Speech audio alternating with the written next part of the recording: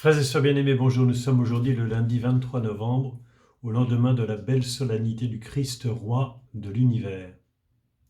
Je voudrais vous partager quelques réflexions ce matin, avant de commencer avec vous la lecture méditée d'une nouvelle lettre de Saint Paul, celle aux Éphésiens. Je voudrais vous partager quelques réflexions autour de l'adoration eucharistique que nous avons mise en place pendant ce temps du confinement, chaque jour de la semaine, le dimanche inclus, de 17h à 18h30. L'adoration eucharistique du dimanche est particulièrement émouvante. De vous voir les uns les autres venir progressivement, durant ce temps de l'après-midi, venir vous recueillir et prier en silence devant Jésus exposé dans l'Eucharistie, alors que deux prêtres sont disponibles pour accueillir ceux et celles qui souhaitent recevoir le sacrement du pardon. C'est particulièrement réconfortant pour le pasteur que je suis, et je le crois pour chacune et chacun d'entre vous.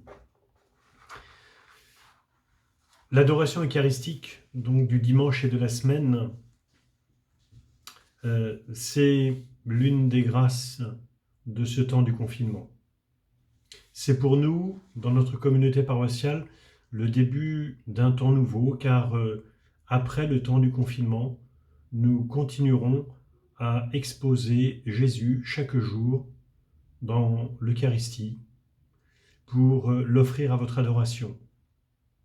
Et chaque jour, un prêtre sera toujours disponible pour accueillir, écouter et donner le pardon au nom de Jésus. C'est le début d'un temps nouveau.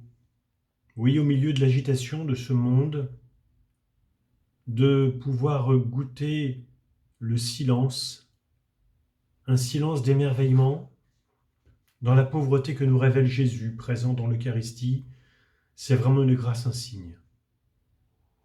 Par ailleurs, nous avons aussi la possibilité, vous avez la possibilité de vous réconcilier avec Dieu, avec vous-même et avec votre prochain, en recevant le sacrement du pardon. Et pour les pères de la communauté qui se relaient au confessionnal, je peux vous dire aujourd'hui que c'est une grande grâce. Nous rendons grâce à Dieu pour ce temps offert, ce temps donné au nom de Jésus, pour vous réconcilier avec Dieu, avec vous-même et avec votre prochain. C'est une occasion privilégiée de grandir dans l'humilité et de renforcer entre nous les liens de notre sainte fraternité. Je suis intimement convaincu, et nous sommes intimement convaincus ensemble, que d'un mal, Dieu peut tirer le plus grand bien. Le mal dont je veux parler, bien sûr, c'est cette épreuve qui nous affecte tous personnellement, soit parce que nous avons été atteints personnellement par le Covid, ou bien parce que dans notre entourage, des personnes ont été atteintes et certaines sont même décédées du Covid.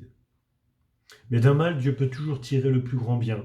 Tout d'abord, la prise de conscience de notre vulnérabilité. La mort, la maladie et la mort ne sont plus, depuis le mois de mars dernier, des sujets tabous.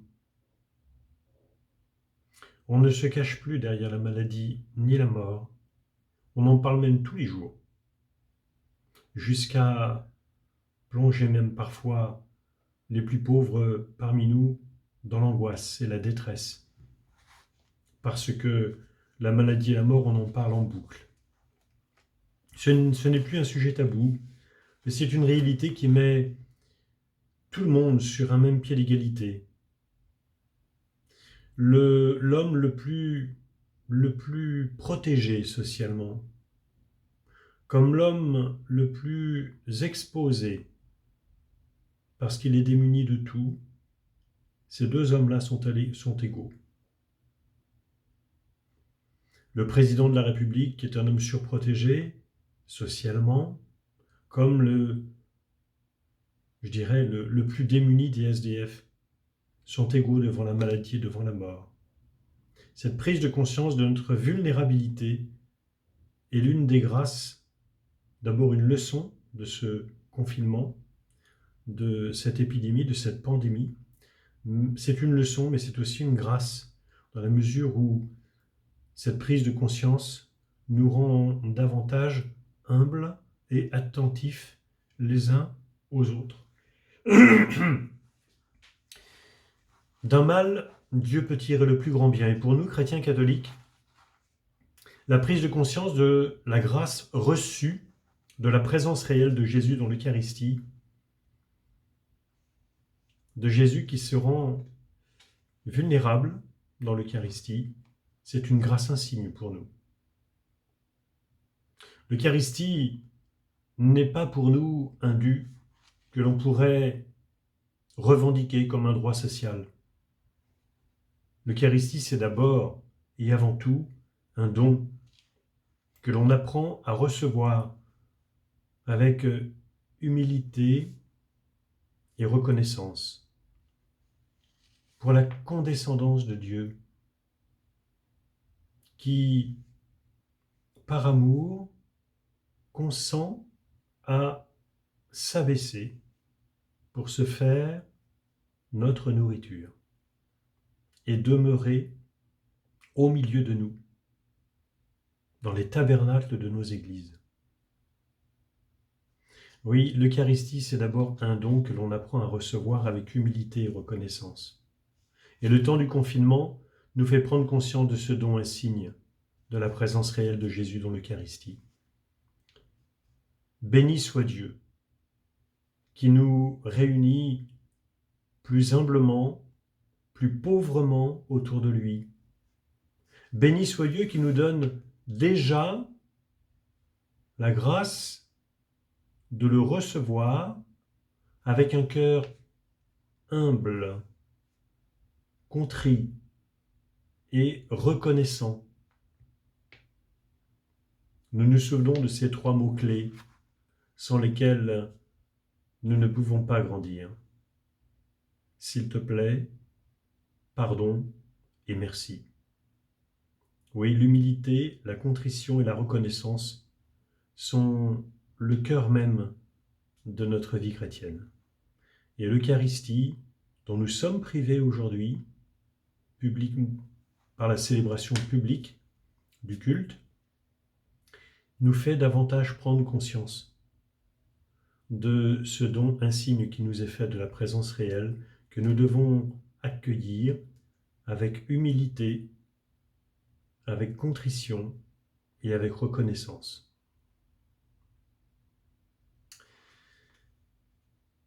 Je voudrais, pour terminer aujourd'hui, me contenter de vous lire le début de cette lettre aux Éphésiens qui, souvenons-nous-en, a été écrite par saint Paul alors qu'il était en captivité à Rome.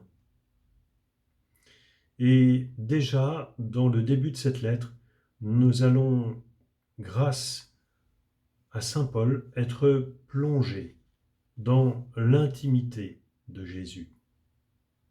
Je vous lis les premiers versets de cette épître que je vous commenterai davantage demain. Je voudrais simplement terminer par cette lecture.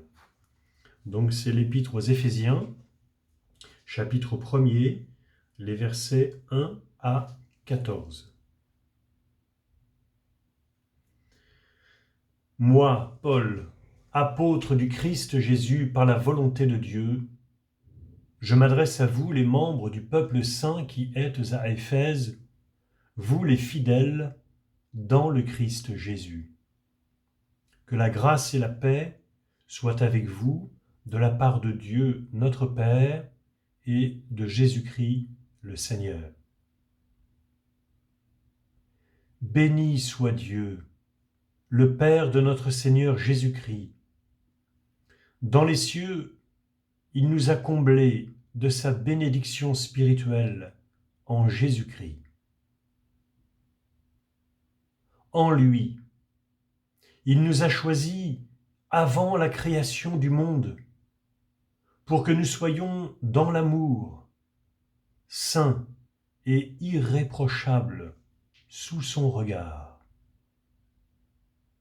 Il nous a d'avance destinés à devenir pour lui des fils par Jésus-Christ.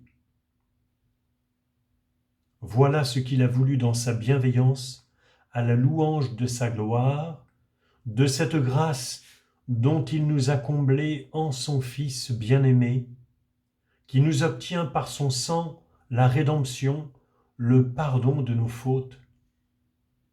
Elle est inépuisable, la grâce par laquelle Dieu nous a remplis de sagesse et d'intelligence, en nous dévoilant le mystère de sa volonté, de ce qu'il prévoyait dans le Christ pour le moment où les temps seraient accomplis. Dans sa bienveillance, il projetait de saisir l'univers entier, ce qui est au ciel et ce qui est sur la terre, en réunissant tout sous un seul chef, le Christ. En lui, Dieu nous a d'avance destinés à devenir son peuple, car lui, qui réalise tout ce qu'il a décidé, il a voulu que nous soyons ceux qui, d'avance, avaient espéré dans le Christ, à la louange de sa gloire. Dans le Christ, vous aussi, vous avez écouté la parole de vérité, la bonne nouvelle de votre salut. En lui, devenus des croyants, vous avez reçu la marque de l'Esprit Saint, et l'Esprit que Dieu avait promis, c'est la première avance qu'il nous a faite sur l'héritage dont nous prendrons possession au jour de la délivrance finale à la louange de sa gloire.